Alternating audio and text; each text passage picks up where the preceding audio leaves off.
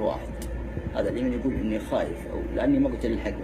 اول شيء بناء على الفيديو اللي وصلنا اهانة الامير عبد العزيز بن سعود بن مساعد، اظن على ما اعتقد ال سعود، والله اعلم من كثرهم ما اعرف اسمائهم. المهم الفيديو جاب لنا ازعاج وزعلنا صدق، وحنا ناس القحطان، احنا ناس القحطان العرب الاصليين، ما هو احنا اللي ندعيه من هنا لحد الجنوب، لا احنا عرب قحطان اليمن.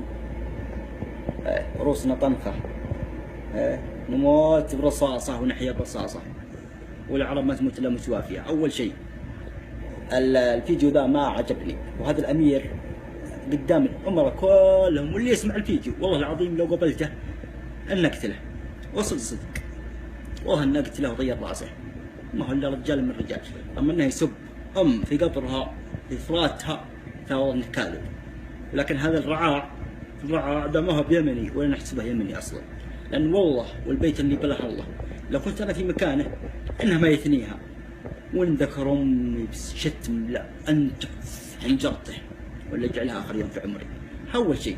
الثاني شيء انا قلت هذا الريات، فقلت بلغ بها سلمان من شعب اليمن، وبلغ بها العرمان في نجد وحجاز، بلغ بها سلمان من شعب اليمن، وبلغ بها العربان في نجد وحجاز، بديار بيت الله وأرض بهائما، كل من نزل فيها أمانة الابتزاز، والحق قول الحق بقوله لمن فبشروا على الله وعدله بامتياز. وانا اقصد سلمان ابو فهد، وشهد الله انه ثبت سلمان الحزم، ثبت العدل، واليوم جانا سلمان شفنا الخير.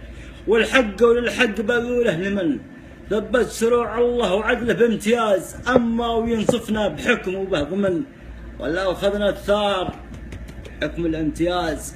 وحنا اهل اليمن اهل الثار، معكم اخوكم شاعر الدهمه، وتحياتي لكم. السلام عليكم ورحمه الله وبركاته.